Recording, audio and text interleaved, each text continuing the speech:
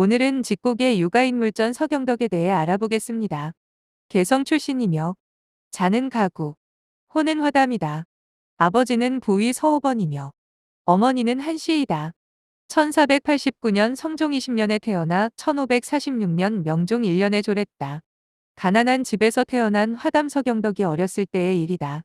어머니가 나무를 뜯으러 내보내면 서경덕은 매일 빈 바구니만 가지고 돌아왔다. 어머니가 왜 나무를 한 줌도 뜯어오지 않느냐 하고 묻자 나무를 뜯으러 들판으로 나가니 종달새가 날고 있었습니다.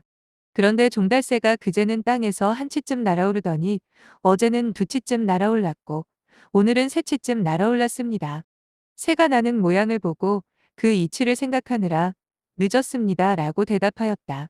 서경덕이 12살 때 서당에서 서경에 유전에 나오는 366일을 1년으로 삼고 윤달로 사시를 정하고 해를 이루게 했다라는 대목을 읽는데 훈장님이 이를 정확히 설명해 주지 못했다. 서경덕은 보름 동안 그 이치를 궁리한 끝에 스스로 깨달았다. 이는 우주의 이치에 관한 호기심과 탐구욕이 강했음을 보여주는 일화다. 17세 때에는 대학을 읽다가 경물치지 대목에서 깨달은 바가 있어. 배우는 데에 먼저 사물의 이치를 탐구하지 아니하면 책만 읽어서 무슨 소용인가 라고 탄식했다. 그리고 자신이 잘 알지 못하는 사물의 이름을 써서 벽에 붙여놓고 그 이치를 생각하고 또 생각했다. 20살 때에는 잠자는 것도 먹는 것도 자주 잊은 채 사색에만 잠기는 습관이 생겨 3년을 그렇게 지냈다. 퇴계의 이황은 그런 서경덕을 가리켜 성현의 생각과 다른 방향으로 나아갔다라고 비판하면서 서경덕의 학설에는 병통이 없는 부분이 없다고 지적했다. 이황이 말한 성현은 정확하게는 주자를 뜻한다. 주자보다 더 주자답기를 바랐던 이황이 보기에는 자득의 학문을 추구했던 서경덕이 주자의 길에서 벗어났던 것이다. 서경덕에게 중요한 것은 학문적 정통성이나 전통적인 권위가 아니라 스스로 깨달아 얻은 이치였고 유교 경서에 주석을 더하는 것이 아니라 만물의 이치를 궁리하는 것이었다. 1519년 조광조에 의해 채택된 현량과의 수석으로 추천을 받았으나 사양하였고 1531년 어머니의 요청으로 생원시에 응시하여 장원으로 급제하였으나 대과에 응시하지 않고 성균관에서 수습 도중 개성으로 돌아와 송악산 자락에 화담 옆에 초막을 짓고 학문에 열중하였다. 서경덕의 호인 화담, 즉 꽃 피는 연못은 바로 이곳 지명에서 연유하였고 그때부터 그의 이름이 널리 퍼져 나가게 되었다. 1540년 김한국 등이 후릉천봉에 추천하여 임명되었으나 사양하고 계속 화담에 머물러 연구와 교육에 몰두하였다. 특히 예학에 밝았으며 중종과 인종이 죽자 임금의 상에 어찌 의복이 없을 수 있겠는가 라고 하여 3개월간 상복을 입었다. 1544년 병이 들어 거동하기 불편하게 되었을 때 서경덕은 이렇게 말했다. 성현들의 말씀에 대해 이미 선배 유학자들이 주석을 더하였으니 내가 거듭 말할 필요는 없고 다만 아직 해명되지 못한 것에 대해서는 기록하여 전해야 하겠다라며 시를 짓는 것 외에 학문적 저술 작업에는 관심을 기울이지 않았던 서경덕은 이렇게 삶의 마지막에 가까워진 다음에야 원리기, 이기설, 폐허설, 귀신사생론, 복기견천지지심설 등의 길지 않은 학문적 논설을 남겼다. 그는 조선의 수많은 성리학자들 중에 스승이 없는 특이한 인물이었다. 서당에서 겨우 한문을 깨우치는 정도의 교육밖에 받지 못한 서경덕의 진정한 스승은 자연과 책이었다. 스스로 깨달아 얻는 즐거움은 결코 다른 사람이 짐작할 바가 아니다. 라고 입버릇처럼 말한 서경덕은 그런 연유로 아주 독특하고 진귀한 학문적 업적을 이루어낼 수 있었다. 그 후 서경덕의 명성을 듣고 개성 일대와 서울에서 수많은 제자들이 몰려들었는데 서경덕은 출신 고하를 막론하고 배우고자 오는 사람은 누구나 제자로 받아들였다. 그 제자들 중에 빼어난 여류 시인이자 절세미인이었던 황진이가 있다. 황진이는 대제학을 지냈던 소세영과 10년 면벽의 지족선사를 정욕에 빠져 헤어나지 못하게 한 뒤 화담 서경덕을 마지막 목표로 삼았다. 그러나 서경덕은 명성답게 끄떡도 하지 않았다.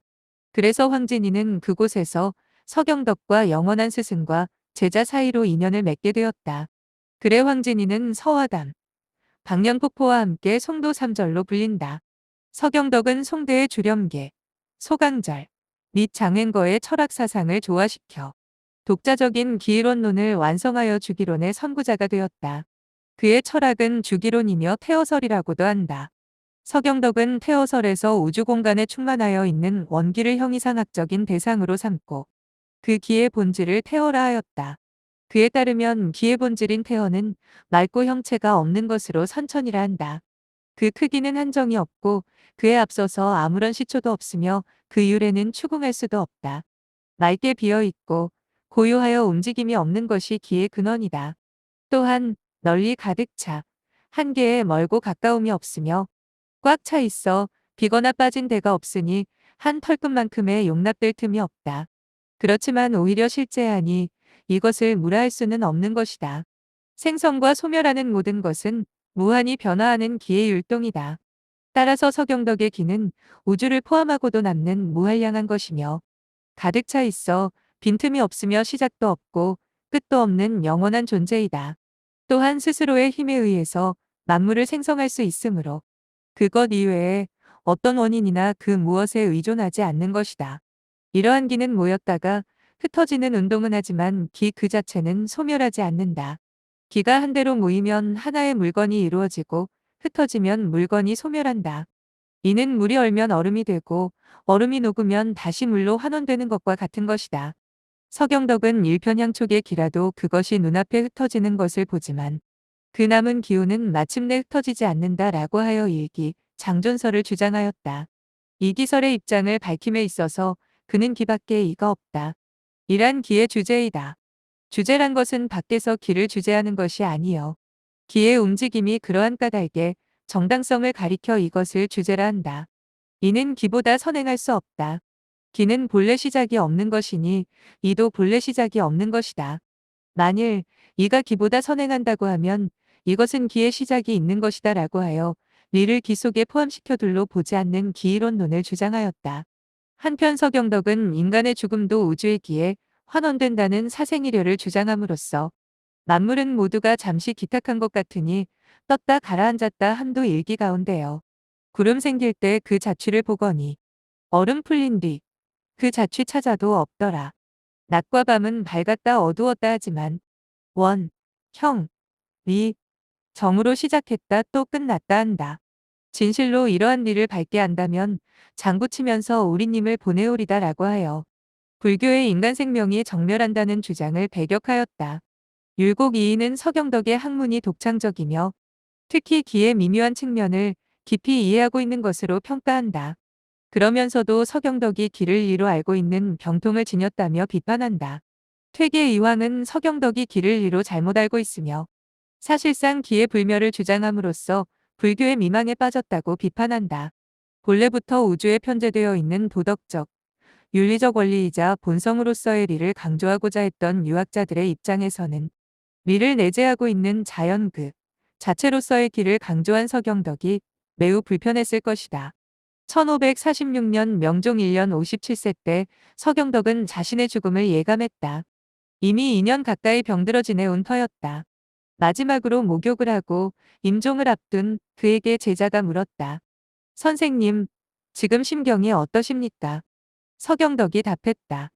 삶과 죽음의 이치를 깨달은 지 이미 오래이니 내 지금 마음이 편안하구나.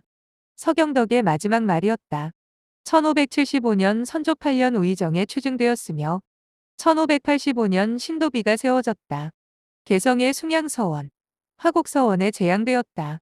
시호는 문강이다. 이상 직곡의 육아인물전, 서화담에 관한 얘기를 마치겠습니다. 경청해 주셔서 감사합니다.